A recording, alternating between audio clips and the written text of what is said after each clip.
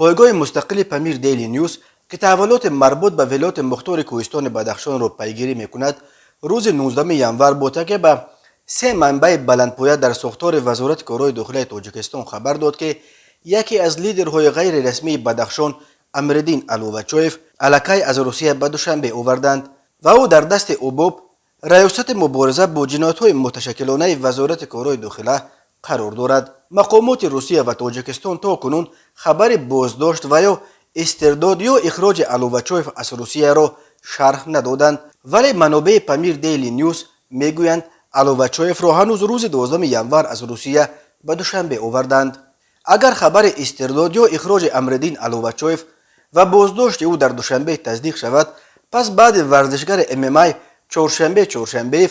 برابر جوانان محله برخورق صادق احمدبیکوف، علووچویف اینک نفر سیوم از نفران در بین جوانان بدخشان پرنفوذ می شود که مقامات قدرتی تاجیکستان آنها را در فرودگاه های دوشنبه به حبس گرفتند. دوی آنها چهارشنبه و علووچویف را به مقامات تاجیکستان مقامات روسیه سپردند، ولی احمدبیکوف بنا به اطلاع دریافته هنگام بازگشت از ترکیه دستگیر شده است. بنا به اطلاع پامیر دیلی نیوز، علووچویف با 7 رفیقش روز 11 ینور در ولایت بلگراد از سوی کارمندان FSB دستگیر گردید. بعدا 7 رفیق او را آزاد کرده خودش را به وزارت کارهای داخلی روسیه سپردند